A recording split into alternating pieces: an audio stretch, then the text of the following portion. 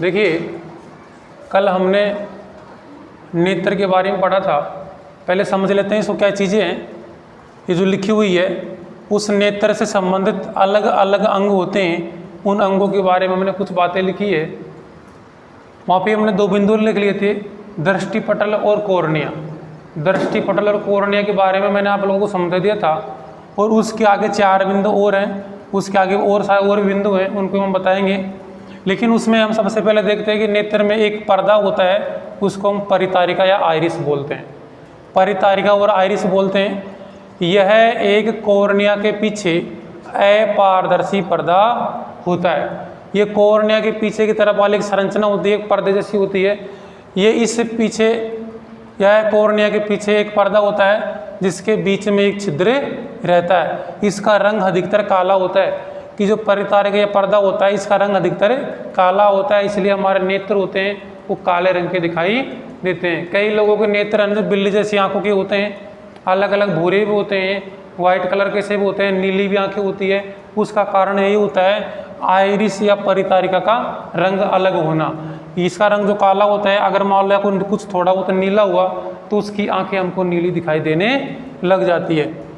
यह कहाँ होता है? कॉर्निया के पीछे होता है। कैसा होता है? ये अपारदर्शी होता है, ठीक है। और इसके बीच में एक छिद्र होता है, उस छिद्र को हम पुतली बोलते हैं। वो जो छिद्र होता है ना, चाहे परितारिका, जैसे मान लो मैं बनाऊं तो इस प्रकार से हमारा नेत्र होता है। यहाँ पे ये परितारिका होता है, कुछ इस प्रकार का होता है, एक पर्दा होता है ऐसे परितारिका का, और इसके बीच में एक छिद्र होता है, उस छिद्र को बोलते हैं पुतली।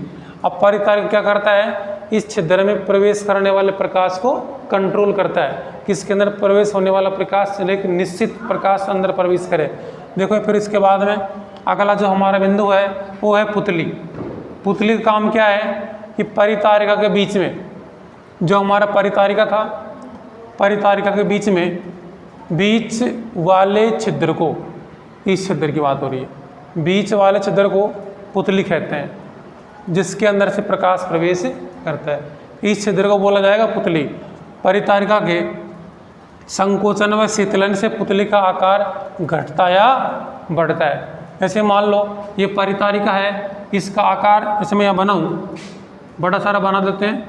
यहाँ पे मान लो ये छिद्र है, इस चारों तरफ हमारा परितारिका है, ये पर्दा है।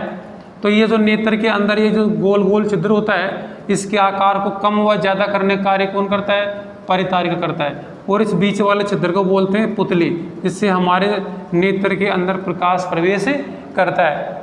संकोचन व शीतलन, तेज प्रकाश, अगर मान लो हम तेज प्रकाश में हैं तो उस समय ये परितारिका इस पुतली के आकार को छोटा कर देगा।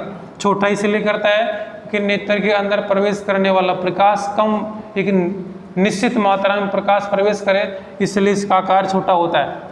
इसका आकार तेज प्रकाश में कम व कम प्रकाश में आकार ज़्यादा हो जाता है। ऐसे मान लो किसी अंधेरे में है या कम प्रकाश वाले रूम में है, तो ऐसी स्थिति में ये परितारिका का आकार थोड़ा बढ़ जाता है, जिससे ये जो हमको इस वस्तु स्पष्ट दिखाई देने लगती है, और ये जो परितारिका है, ये पर्दा है, वो थोड़ा दूर हट जाता है, इससे छिद्र थोड़ा सा और खुल जाता है।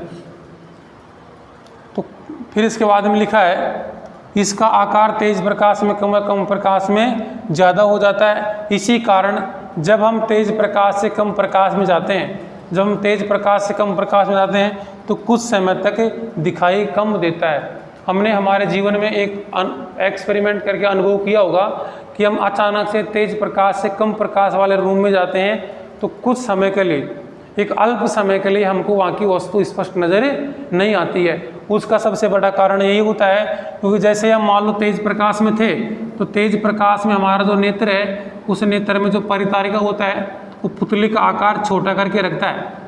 ये इसमें संकुचन हो जाता है और पुतली का आकार, ध्यान सुनना मैं क्या बता रहा हूँ, ऐसे क्वेश्चन आता है बोर्ड के एग्जाम में कि जब हम तेज प्रकाश में थे उस समय पुतली का आकार ज़्यादा, वो तेज प्रकाश में थे उस समय पुतली का आकार थोड़ा कम था, इससे चारों तरफ परितारिका है उसके अंदर ज़्यादा संकुचन हो जाता है, तो इसका पुतली का आकार क्या हो गया?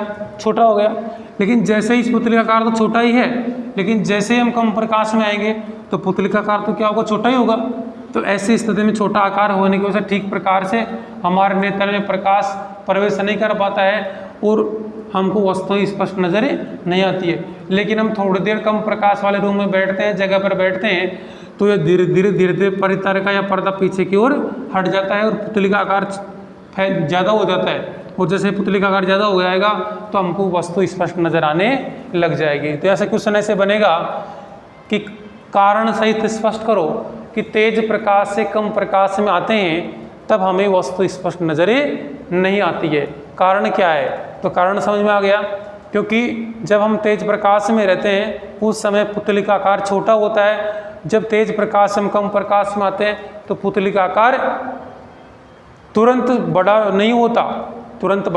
नहीं होता, इसलिए हमको कुछ समय के लिए वस्तु स्पष्ट नजर नहीं आती है। यही कारण है कि तेज प्रकाश में पुतली का आकार कम हो जाता है और कम प्रकाश में पुतली का आकार फैल जाता है।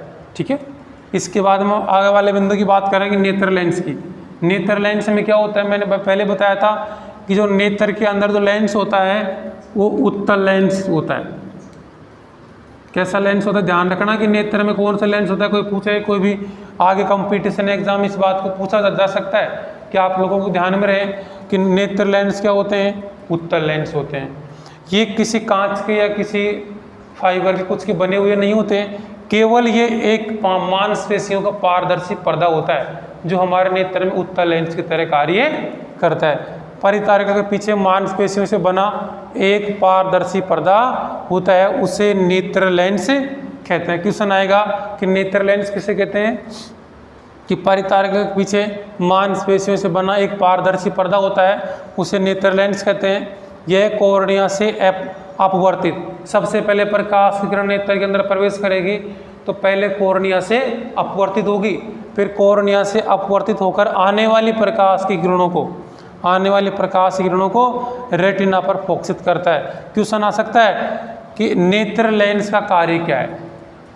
हमारे नेत्र के अंदर नेत्र लेंस है, उसका कार्य क्या है? उसका कार्य होता है कि कॉर्निया से अपवर्तित होकर आने वाली प्रकाश की किरणों को रेटिना पर फोकसित करता है। अगर रेटिना पर फोकसित नहीं करेगा तो हमको वस्तु स्पष्ट नजर आएगी ही नहीं।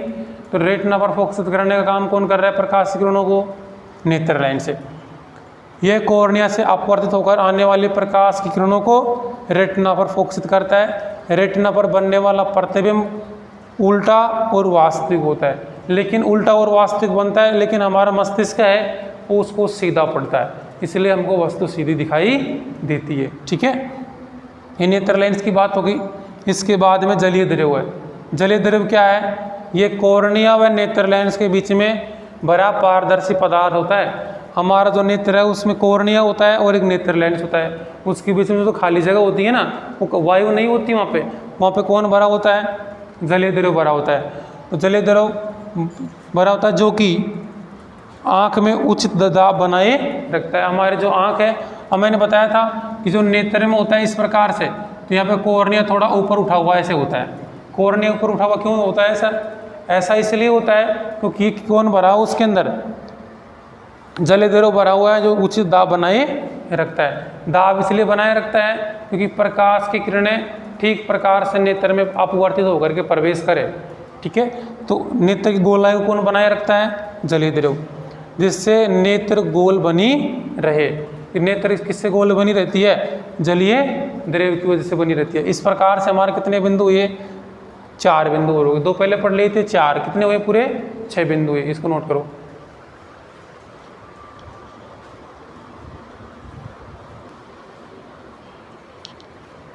इसके आगे वाले 3 बिंदु ये है, 7वां, 8वां और 9वां। कुल मिला के इसमें 9 बिंदु दिए गए हैं। हमारा जो 7वें नंबर का बिंदु है वो रक्त पटल है। रक्त पटल का काम क्या होता है? नेत्र में रहता कहाँ है? नेत्र के श्वेत पटल के नीचे एक झिल्ली नुमा संरचना होती है, वो होती है हमारा रक्त पटल होता है। सबसे भारी रूप में जो सफ़ेद रंग का जो पर्दा दिखाई देता है हमको, वो श्वेत पटल होता है। और श्वेत पटल के जस्ट नीचे की ओर एक पर्दा और होता है, उसे हम रक्त पटल कहते हैं। रक्त पटल क्या करता है? जो रेटिना को ऑक्सीजन व पोषण प्रदान करता है। जो हमारे नेत्र के अंदर एक रेटिना होता है, दृष्टि पटल कहते हैं जिसे, उनको क्या करता है? ये ऑक्सीजन की सप्लाई करता है और साथ साथ में उसको पोषण भी प्रदान करता है। ये तो किसका कार्य हुआ, रक्त पटल का। हमारे नेत्र में अगर हम बारीकी से देखें तो हमें लाल लाल रंग की कुछ संरचनाएं दिखाई देती है, कुछ मांसपेशियाँ सी दिखाई देती है, एक पर्दा सा दिखाई देता है, वो एक रक्त पटल ही होता है। जब आँख में कोई कीड़ा या कुछ और वस्तु या कोई तिनका जाने से रक्त हमारा जो नेत्र होता है वो लाल रंग का सा हो जाता है। लाल रंग का किसकी वजह से होता है, रक्त पटल की उपस्थिति से ही होता है। क्यों, क्योंकि रक्त पटल में क्या बहता है, रक्त बहता है। रक्त के साथ साथ में क्या आता है, ऑक्सीजन और पोषण भी साथ साथ में आता है, इसलिए हमारे नेत्र होते हैं वो लाल लाल रंग के दिखाई दे जाते हैं कभी कभी। देखो इसके बाद में आ गए दृष्टि पटल। दृष्टि पटल इसको दूसरा नाम से बोला गया है रेटिना, चाहे दृष्टि पटल बोल दो चाहे रेटिना नाम बोल दो, एक ही बात होती है। यहाँ पे क्या है, तो रक्त पटल के नीचे एक झिल्लीनुमा संरचना होती है, उसे हम दृष्टि पटल कहते हैं। देखो सबसे भारी रूप में जो पर्दा होता है उसे बोलते हैं श्वेत पटल, उसके अंदर वाले पर्दे को बोलेंगे रक्त पटल, उसके और नीचे वाले पर्दे को बोलेंगे दृष्टि पटल। तो सबसे नीचे वाला जो पर्दा होता है वो दृष्टि पटल होता है, ठीक है। ये किसके नीचे होता है, इस रक्त पटल के नीचे वाले पर्दे को बोलते हैं दृष्टि पटल। रक्त पटल के नीचे एक झिल्लीनुमा संरचना होती है, उसे हम दृष्टि पटल कहते हैं। नेत्र लेंस से अपवर्तित होकर, नेत्र लेंस से प्रकाश की किरणें सबसे पहले अपवर्तित होती है कॉर्निया से। कॉर्निया से प्रकाश किरणें अपवर्तित होने के बाद में फिर आती है नेत्र लेंस के पास में। नेत्र लेंस के पास में आने के बाद वो प्रकाश की किरणों को अपवर्तन करते हैं और अपवर्तित करके वो प्रकाश की किरणें रेटिना पर जाकर के फोकसित होती है। तो मैंने वही बात लिखी है कि नेत्र लेंस से अपवर्तित होकर आने वाली प्रकाश की किरणें रेटिना पर फोकसित होती है। रेटिना पर बोल सकते हो या दृष्टि पटल, बात एक ही है। फिर इसके बाद में लिखा है कि रेटिना पर अनेक प्रकाश गुराई कोशिकाएं होती है। जो हमारी दृष्टि पटल होता है या रेटिना होता है उसके ऊपर बहुत सारे छोटी छोटी कोशिकाएं होती है और उन कोशिकाओं को बोलते हैं प्रकाशग्राही कोशिकाएं। ये प्रकाशग्राही कोशिकाएं क्या करती है, प्रकाश की किरणें जैसे ही रेटिना पर, प्रकाश की किरणें जैसे ही रेटिना पर फोकसित होगी तो तुरंत प्रकाशग्राही कोशिकाएं क्या हो जाती है, जो प्रकाशग्राही सिग्नल उत्पन्न करती है, भाई जैसे मान लो प्रकाश आया तो तुरंत यह सिग्नल उत्पन्न करेगी और रेटिना पर बने प्रतिबिंब के सिग्नल को विद्युत संकेत के रूप में प्रकाश नाड़ी की सहायता से मस्तिष्क तक पहुंचाता है। क्या हुआ कि प्रकाशग्राही कोशिकाएं क्या करती है कि जैसे प्रकाश मिला उत्तेजित हो गई, उत्तेजित होकर के एक संकेत उत्पन्न करती है किसका, कि जो हमने वस्तु देखी है उस वस्तु का तुरंत संकेत उत्पन्न होता है और उत्पन्न होकर के प्रकाश नाड़ी की सहायता से आगे की संरचना होती है इसमें नेत्र में, उसको हम प्रकाश नाड़ी बोलते हैं। एक मांसपेशी होती है, उससे उसकी सहायता से ये संकेत जो उत्पन्न हुआ है, जो हमने देखा है या प्रकाशग्राही कोशिकाओं ने जो संकेत उत्पन्न किया है वो संकेत मस्तिष्क तक ही पहुंचता है। वो मस्तिष्क क्या करता है, उस उल्टे बने हुए प्रतिबिंब को सीधा पड़ता है। ठीक है, देखो इसके आगे वाला जो भाग है वो है हमारा काचाभ द्रव। काचाभ द्रव क्या होता है कि नेत्र लेंस व रेटिना के बीच में एक पारदर्शी द्रव भरा रहता है। नेत्र लेंस व रेटिना के बीच में क्या भरा होता है, एक पारदर्शी द्रव भरा होता है, उससे हम काचाभ द्रव कहते हैं। जैसे मैंने कल भी बताया था, जैसे मान लो नेत्र था हमारा ऐसे गोल सा, इस प्रकार से नेत्र था, ऐसे हम आप इस छोटा सा चित्र और बनाएं, ऐसे मान लो हमारा नेत्र है ये, ठीक है, ये प्रकाश नाड़ी इस तरीके से है, तो इसमें ये बीच वाला भाग था ना, ये इसमें एक द्रव भरा होता है, उस द्रव को बोलते हैं काचाभ द्रव। ये पारदर्शी होता है। अब इसका रोल क्या होता है, इसका रोल होता है कि ये जो नेत्र है हमारा पूरा का पूरा, ये नेत्र होता है ये गोल बनी रहे, ऐसा नहीं कहीं से पिचक गया, कहीं से क्या हो गया, इसकी संरचना कैसी बनी रहे, बिल्कुल गोल सी बनी रहे, जैसे संरचना प्रारंभ में थी वैसी की वैसी संरचना बनी रहे, ये इसका काम होता है काचाभ द्रव का। ठीक है ना। और कैसा होता है, ये पारदर्शी होता है। पारदर्शी का मतलब होता है, इसका मतलब होता है कि हम इसके आर पार देख सकते हैं, ठीक है ना, वही पारदर्शी होता है। इस प्रकार से हमारे कुछ नेत्र के 9 भाग पूरे हुए। अब ये 9 भाग पूरे होने के बाद देखो 9 भाग पूरे होने के बाद में आगे हम कुछ और संरचनाओं के और कुछ बातें होती हैं नेत्र की, उसको देखेंगे। याद करना पड़ेगा, थोड़ा समझना पड़ेगा। वैसे मैंने कल इनको समझा दिया था, आप एक बार और इसको देखोगे समझ में आसानी से आ जाएगा। अगर फिर भी आप लोगों को कोई दिक्कत होती है तो आप लोग मेरे से पूछ सकते हो कि कहाँ पे कोई दिक्कत आई है। तो इस प्रकार से कुल 9 बिंदु पूरे होने के बाद में हम आगे पढ़ेंगे कि नेत्र की समंजन क्षमता। एक छोटी सी बात और है, नेत्र की समंजन क्षमता। नेत्र की समंजन क्षमता, नेत्र की समंजन क्षमता क्या चीज़ होती है समझाएंगे आपको। एक आसान सी चीज़ है, वैसे आपके सबके समझ में आएगा। समंजन का मतलब होता है कि समायोजन कर लेना। समंजन का मतलब होता है कि समायोजन कर लेना, कि जो हमारा नेत्र होता है वो अपने आप में ही समायोजन कर लेता है। अब समायोजन करने का मतलब क्या होता है कि जैसे मान लो नेत्र ने, या हम हमारे पर लेकर के एक एग्जाम्पल प्रस्तुत करते हैं, तो ऐसे होगा कि जैसे मान लो हमने किसी अनंत की वस्तु देखी, जैसे हमने हमारे नेत्र से अनंत की वस्तु को देखा, तो हमारे नेत्र के अंदर जो नेत्र लेंस है उसकी फोकस दूरी बढ़ जाती है। उसकी फोकस दूरी क्या हो जाती है? बढ़ जाती है। और अनंत पर रखी हुई वस्तु भी, जैसे हम चंद्रमा को देखते हैं, तो चंद्रमा कहाँ है? अनंत पर है, बहुत अत्यधिक दूरी पर है। तो अनंत पर, तो हमारे नेत्र ने क्या किया कि उसकी जो फोकस दूरी है नेत्र के अंदर, नेत्र लेंस की, वो फोकस दूरी अनंत पर चली गई, तो उसका भी हमको स्पष्ट प्रतिबिंब प्राप्त वो दिखाई दे जाता है। और जैसे ही आपने तुरंत नज़दीकी वस्तु को देखा, तो हमारे नेत्र का जो नेत्र लेंस है उसकी फोकस दूरी तुरंत ही कम हो जाती है और हमको पास की वस्तु भी स्पष्ट नजर आ जाती है। कहने का मतलब ये हुआ कि हमारा जो नेत्र का नेत्र लेंस है उसकी फोकस दूरी में अपने आप ही समायोजन होना या समायोजन होने की क्षमता होती है, उसे ही हम नेत्र की समंजन क्षमता कहते हैं। आई बात समझ में? जैसे मान लो मैं एग्जांपल के लिए बनाऊं कि ये मान लो यहाँ पे कोई चंद्रमा है, ऐसे मान लो कि चंद्रमा है और ये चंद्रमा अनंत दूरी पर है। ये चंद्रमा है, ये हमारे नेत्र से कहाँ है? बहुत अत्यधिक दूरी पर है। तो हमारा नेत्र मान लो इस जगह पे है, यहाँ पे हमारा नेत्र है इस स्थान पर, इस स्थान पर हमारा नेत्र है। हमने चंद्रमा को देखा तो इसकी दूरी क्या है? अनंत पर है। तो हमारे नेत्र का जो नेत्र लेंस है, ऐसे मैं केवल लेंस बना रहा हूँ, नेत्र का नेत्र लेंस ऐसे, ठीक है। तो नेत्र का नेत्र लेंस है, तो उसकी फोकस दूरी अनंत पर देखेंगे तो उसी प्रकार से उसकी फोकस दूरी हो जाती है। समझ में आया? इसकी फोकस दूरी बढ़ जाएगी। लेकिन जैसे ही हमने हमारे नेत्र से पास की वस्तु को देखा, तो तुरंत हमारे नेत्र के नेत्र लेंस में एक मांसपेशियाँ क्रिया कार्य करती है और मांसपेशियाँ कार्य करके इस नेत्र लेंस को मोटा कर देती है। नेत्र लेंस कैसा कर देती है? मोटा। जैसे नेत्र लेंस मोटा होगा तो तुरंत उसकी फोकस दूरी घट जाएगी। ऐसे मान लो आपने यहाँ पे कोई एक वस्तु रखी हुई थी, उस वस्तु को आपने देखा तो बीच में से तुरंत मांसपेशियों ने क्या किया? उस नेत्र लेंस को बीच में से मोटा कर दिया। तो जैसे बीच में से मोटा होता है तो पास की वस्तु भी स्पष्ट नजर आ जाती है।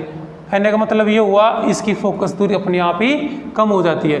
मान लो इसकी फोकस दूरी यहाँ से लेकर यहाँ तक की थी, कम हो गई, क्योंकि इसकी फोकस दूरी क्या थी? अनंत में थी। इसकी फोकस दूरी ज़्यादा हुई, और है तो वही हमारा नेत्र लेंस, है तो एक ही लेंस, लेकिन ये इस प्रकार की हमारे नेत्र लेंस में एक क्षमता होती है। कौन क्षमता?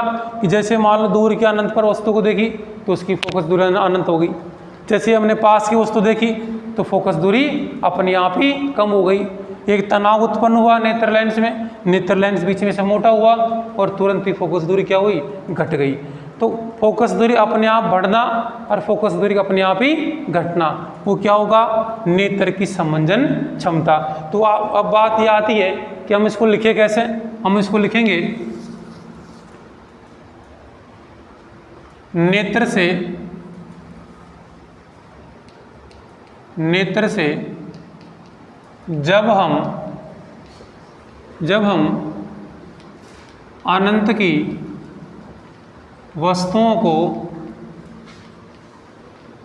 वस्तुओं को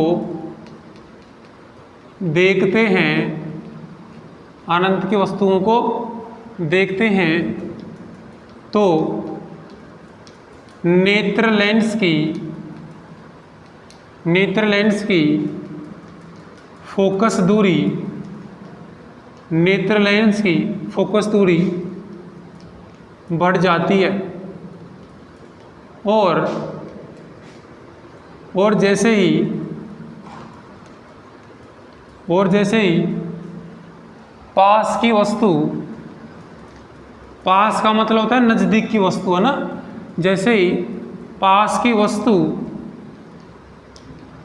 देखते हैं तो नेत्र लेंस की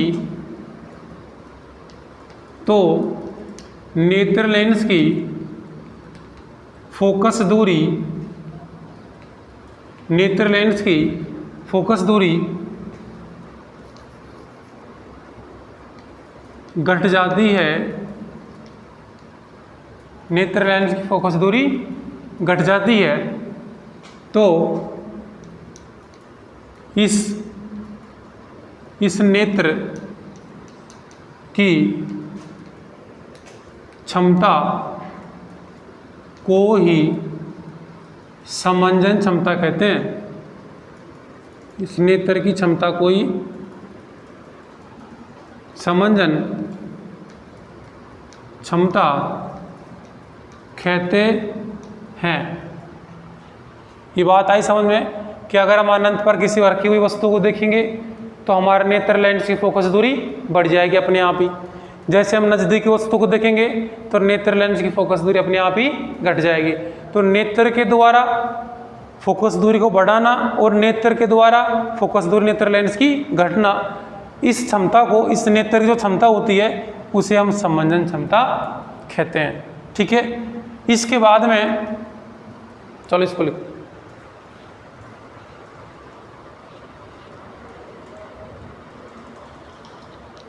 देखो ये नेत्र की समंजन क्षमता पूरी हुई।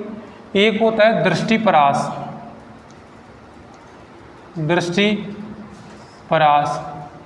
दृष्टिपरास क्या है वो समझो। देखिए हम हमारे नेत्र से अनंत की वस्तुओं को भी देख सकते हैं और नज़दीक की वस्तुओं को भी देख सकते हैं। अनंत की वस्तुओं को भी देख सकते हैं, हम नज़दीक की वस्तुओं को भी देख सकते हैं। तो होता क्या है कि ऐसा तो नहीं है कि हम यहाँ बैठे बैठे श्रीलंका में स्थित कोई पहाड़ को हम देख लें यहाँ बैठे बैठे, ऐसा तो है नहीं। इतनी हैवी तो हमारी आँखें नहीं। यहाँ बैठे बैठे हम हमारे घर में मम्मी क्या काम कर रही है उसको देख सकते हैं क्या? नहीं देख सकते। इतनी हैवी, इतनी ज़्यादा हमारे नेत्र की जो क्षमता है वो है ही नहीं।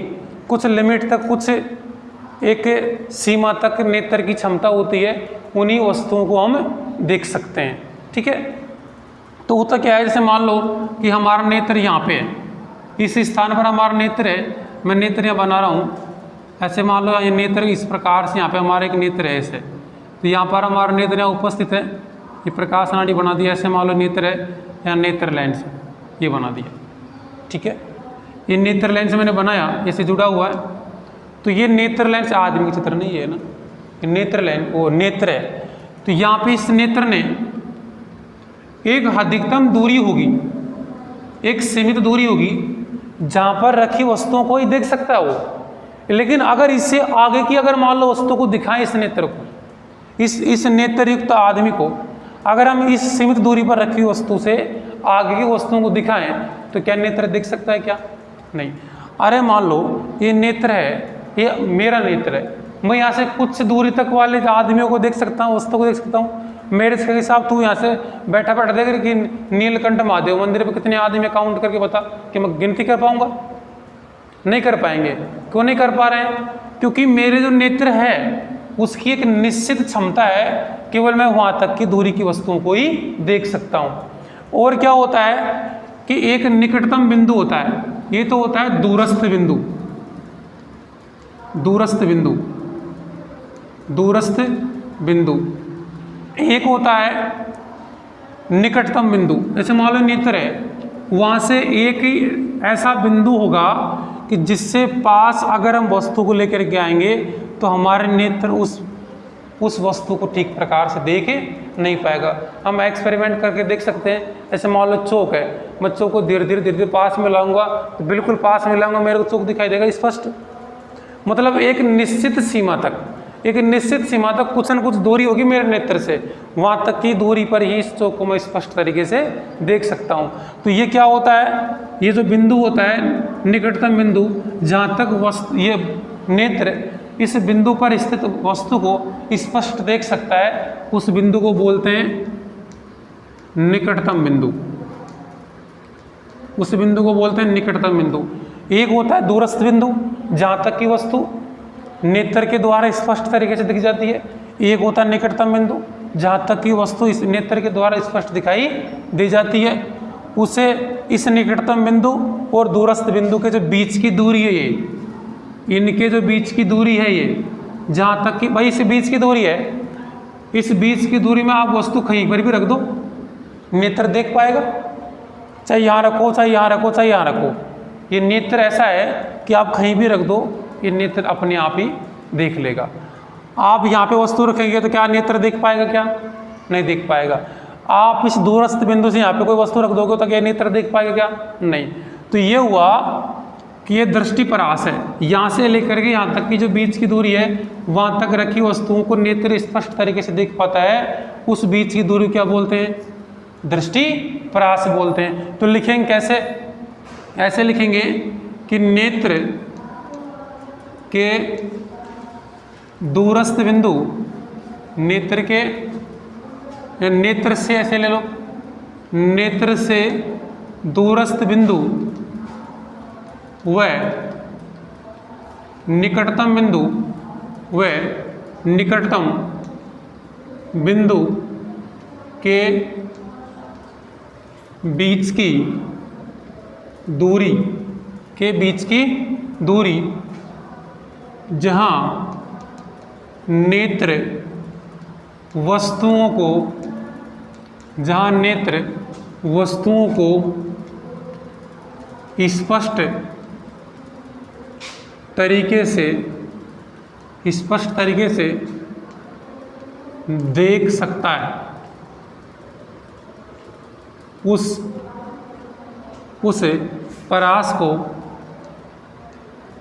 उस परास को दृष्टिपरास कहते हैं। दृष्टिपरास कहते हैं, ये बात है, बस कुछ नहीं हुआ। दृष्टिपरास समझ में आ गया कि ऐसी जगह, ऐसी दूरी जहाँ पर रखी हुई वस्तुओं को हम ये नेत्र ठीक प्रकार से देख पाता है। आप लोगों को चित्र बनाने की कोई ज़रूरत नहीं है ना, ये तो मैंने समझाने के लिए बनाया। आप केवल इसकी परिभाषा को लिखना है कि क्या है दृष्टिपरास। आपके समझ में आना चाहिए कि दृष्टिपरास क्या है। क्वेश्चन आता है 1 नंबर में कि बताओ दृष्टिपरास क्या है। क्या बताएंगे?